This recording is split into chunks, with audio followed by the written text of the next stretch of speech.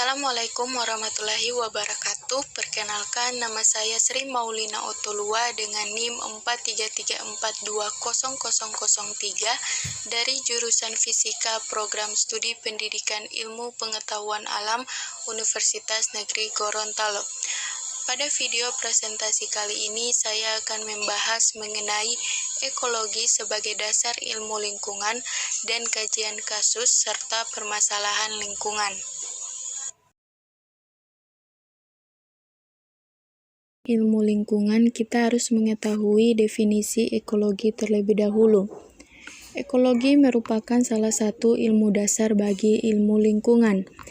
Kata ekologi berasal dari bahasa Yunani yang terdiri atas dua kata, yaitu kata pertama oikos yang berarti rumah atau tempat tinggal, sedangkan kata kedua yaitu logos yang berarti ilmu atau pengetahuan. Secara umum, ekologi diartikan sebagai ilmu yang mempelajari interaksi antara makhluk hidup dengan makhluk hidup dengan lingkungannya.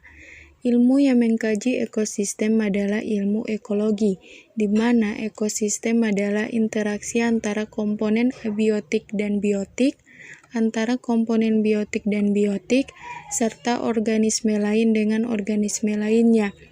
Dan ilmu ekologi sendiri itu mendasari ilmu lingkungan.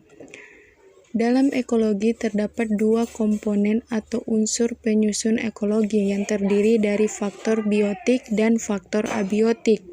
Yang pertama, faktor biotik.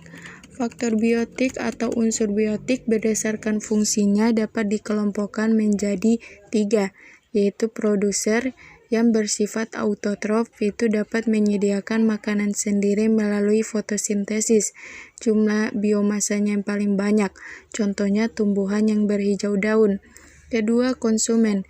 Itu konsumen bersifat heterotrof, itu tidak dapat berfotosintesis, mengkonsumsi autotrof, contohnya herbivora atau pemakan tumbuhan, karnivora pemakan daging, serta omnivora atau pemakan segalanya. Yang ketiga, dekomposer. Dekomposer dapat menguraikan senyawa organik dari tumbuhan dan binatang yang telah mati menjadi senyawa anorganik atau mineral yang dapat dimanfaatkan oleh tumbuhan. Pengurai sendiri terdiri dari bakteri, jamur, dan juga alga. Yang kedua, mengenai faktor abiotik atau unsur abiotik adalah komponen fisik dan kimia yang terdiri atas tanah, yang merupakan habitat dan media hidup makhluk hidup, tempat tersedianya air dan mineral untuk tumbuhan. Selanjutnya, air yaitu habitat tumbuhan dan binatang, serta kebutuhan esensial makhluk hidup. Ada juga cahaya dan suhu yang merupakan sumber energi untuk fotosintesis, menentukan penyebaran organisme, dan menentukan cuaca, hujan, serta angin. Yang terakhir berupa udara, itu oksigen untuk respirasi binatang, karbon dioksida untuk fotosintesis tumbuhan. Ekosistem merupakan satuan fungsional dasar dalam ekologi, mengingat bahwa di dalamnya tercakup organisme dan lingkungan abiotik yang satu terhadap yang lain yang saling mempengaruhi. Ekosistem merupakan benda nyata dan mempunyai ukuran beraneka bergantung pada tingkat organisasinya. Ekosistem kolam misalnya memiliki organisasi yang sederhana daripada ekosistem danau, di mana suatu pulau memiliki ekosistem yang lebih kompleks dan yang paling kompleks tentunya ekosistem bumi. Slide berikutnya tentang area kajian ekologi, di mana terdiri atas organisme. Organisme sendiri berupa makhluk hidup tunggal atau individu. Yang kedua adalah populasi. Populasi adalah kumpulan organisme sejenis yang hidup di suatu tempat dan waktu yang sama. Selanjutnya, jika populasi digabungkan dengan populasi lainnya, maka disebut dengan komunitas, di mana komunitas merupakan kumpulan beberapa populasi yang hidup di suatu tempat dan saling berinteraksi. Jadi ada interaksi antara suatu komunitas hewan A dengan komunitas hewan B. Kemudian terdapat istilah berikutnya dalam kajian ekologi yaitu ekosistem, di mana ekosistem itu sendiri merupakan sistem dinamik organisme yang saling berinteraksi satu sama lain yang dikenal dengan biotik dan dengan lingkungan fisik atau abiotiknya. Jadi tidak hanya interaksi di antara makhluk hidupnya saja, tetapi juga ada interaksi dengan lingkungan di sekitar mereka yang disebut dengan ekosistem. Setelah ekosistem terdapat biosfer, yaitu hamparan yang lebih luas, daerah geografis yang luas dengan mikroorganisme yang khas dan menggambarkan presipitasi dengan pengaruhnya dengan berbagai macam tambahan bahan lain.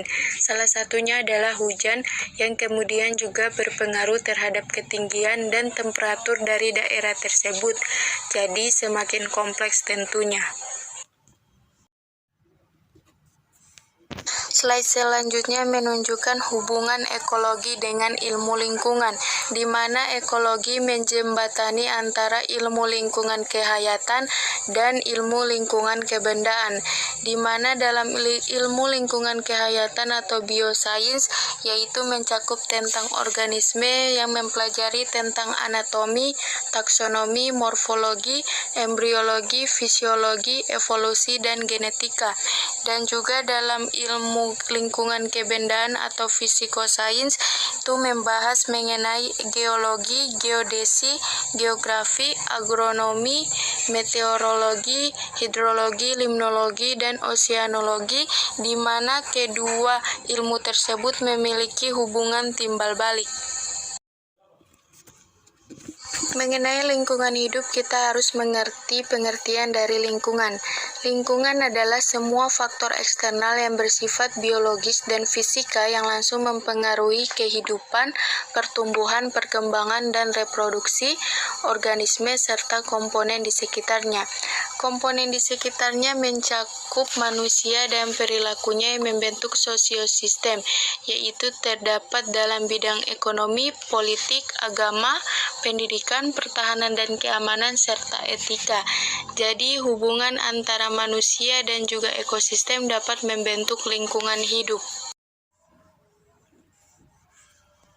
Slide selanjutnya memuat pengertian lingkungan hidup menurut Undang-Undang Pengelolaan Lingkungan Hidup Nomor 23 Tahun 1997, di mana lingkungan hidup merupakan kesatuan ruang dengan semua benda, daya, keadaan, dan makhluk, termasuk di dalamnya manusia dan perilakunya yang mempengaruhi kelangsungan peri kehidupan dan kesejahteraan manusia serta makhluk hidup lainnya. Dengan demikian, di mana lingkungan hidup disusun oleh 3 komponen atau ABC environment yang meliputi pertama abiotic environment atau lingkungan fisik yang terdiri dari unsur-unsur air, udara, lahan, dan energi serta bahan mineral yang terkandung di dalamnya. Yang kedua B atau biotic environment atau lingkungan hayati yang terdiri dari unsur-unsur hewan, tumbuhan, dan marga satwa lainnya serta bahan baku industri. Yang terakhir C cultural environment atau lingkungan kultural sosiekbud atau sosial ekonomi budaya serta kesejahteraan.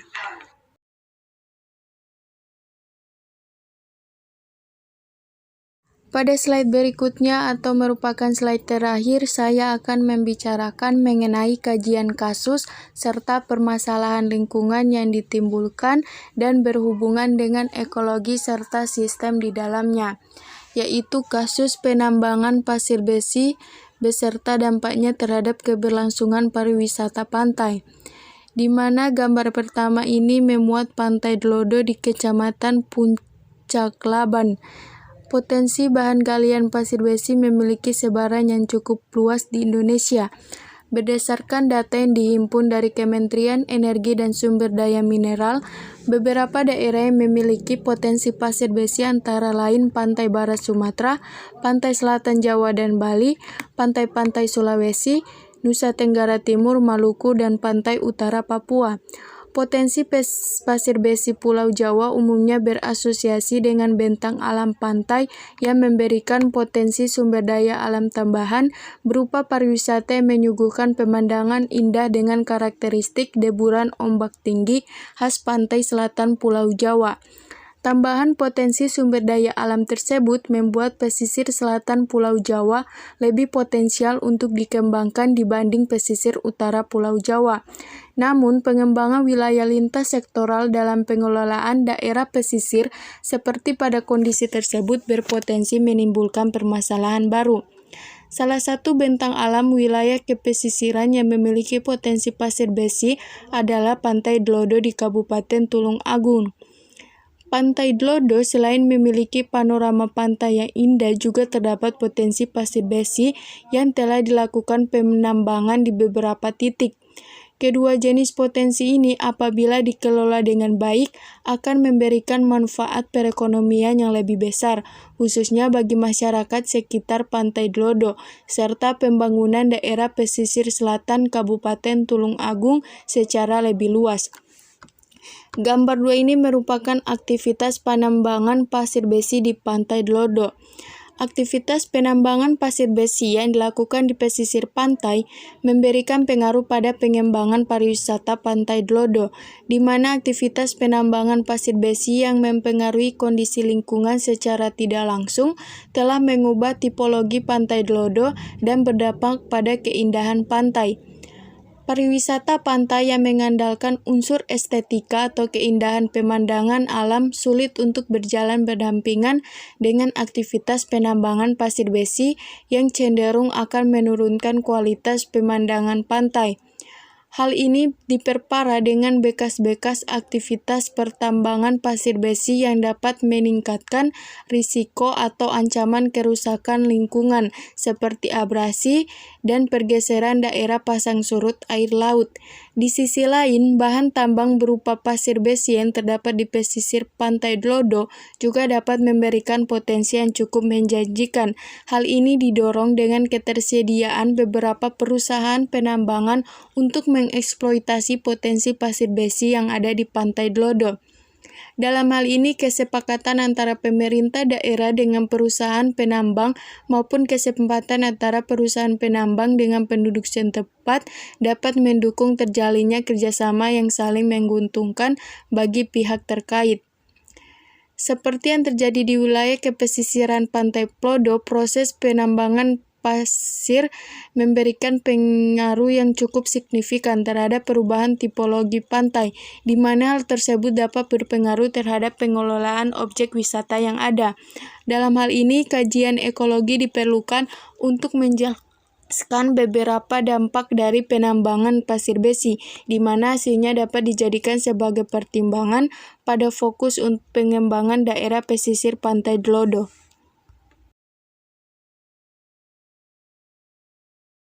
Slide selanjutnya mengenai dampak ekologi penambangan pasir besi Pantai Dlodo dan perkembangan pariwisata pantai, di mana penambangan pasir besi di Pantai Dlodo memiliki potensi yang cukup besar apabila dieksploitasi. Namun, di sisi lain terdapat dampak buruk terhadap lingkungan apabila tidak dikelola dengan baik.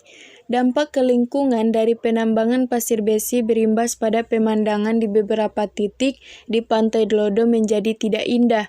Hal ini diperparah dengan keadaan di mana Pantai Dlodo merupakan kawasan pariwisata yang saat ini sedang dikembangkan, sehingga dengan kerusakan pantai yang terjadi, wisatawan menjadi enggan untuk mengunjungi objek wisata Pantai Dlodo tersebut. Dampak ke lingkungan dari penambangan pasir besi di Pantai Dlodo seperti diantaranya perubahan daerah pasang surut air laut hingga abrasi, di mana pasang surut merupakan dinamika gelombang laut yang umum terjadi sebagai akibat dari gaya gravitasi antara bumi dengan bulan atau bumi dengan matahari. Fenomena ini mengakibatkan perbedaan intensitas gelombang air laut pada kala waktu tertentu. Pada saat gelombang pasang, maka tinggi gelombang lebih mendekat ke daratan, sedangkan ketika gelombang surut, maka tinggi gelombang lebih jauh dari daratan. Di Pantai Dlodo, perubahan daerah pasang surut akibat penambangan pasir besi dapat diamati, di mana bekas-bekas galian meninggalkan lubang yang tersebar di beberapa titik di Pantai Dlodo. Apabila terjadi pasang, maka lubang-lubang bekas galian pasir besi akan tergenang oleh air laut. Namun lubang tersebut tidak akan kembali surut saat gelombang laut kembali surut atau normal. Berdasarkan gambar, tampak lubang bekas galian pasir besi tidak kembali surut ketika gelombang pasang surut dan menjauh dari daratan.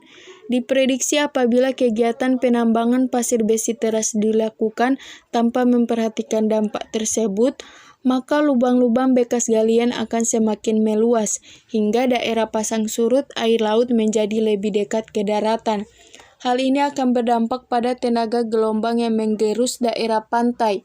Daratan yang sebelumnya masih dapat digunakan oleh penduduk untuk mendirikan bangunan menjadi tidak aman kembali karena rawan terjadi abrasi.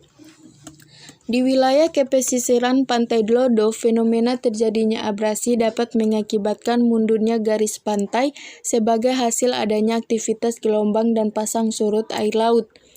Terjadinya intrusi air laut dapat terjadi melalui mekanisme hempasan gelombang dan ketercapaian genangan pasang surut air laut menuju daratan. Berdasarkan hal tersebut, dampak dari abrasi pantai yang ada memungkinkan untuk terjadinya intrusi air laut sehingga menurunkan kualitas air yang biasa dikonsumsi oleh masyarakat. Perubahan tinggi muka air laut dapat dirasakan dampaknya pada masyarakat di daerah pesisir. Namun, proses-proses tersebut berlangsung dengan intensitas yang cukup lama karena pengaruh atau kontrol perubahan iklim yang terjadi secara global.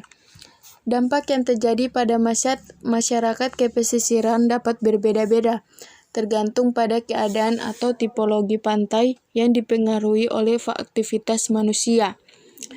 Pengelolaan objek wisata Pantai Dlodo pada faktanya tidak dilakukan secara berkesinambungan dan terintegrasi, sehingga hal tersebut mengakibatkan potensi yang dihasilkan menjadi tidak maksimal. Penambangan pasir besi yang dilakukan di garis pantai di sebelah barat memiliki dampak menyeluruh di garis Pantai Dlodo, di mana bekas penambangan pasir besi mempengaruhi perubahan karakteristik tipologi Pantai Dlodo itu yang juga mengancam daya dukung lingkungan yang ada, sehingga daya tampung lingkungan menjadi menurun. Dan diketahui bahwa bekas-bekas penambangan pasir besi mengakibatkan gelombang pasang menjadi lebih jauh tertransport ke daratan dan menyebabkan abrasi di beberapa titik garis pantai tersebut. Demikian video presentasi mengenai ekologi sebagai dasar ilmu lingkungan dan kajian kasus serta permasalahan lingkungannya. Sekian dan terima kasih. Wassalamualaikum warahmatullahi wabarakatuh.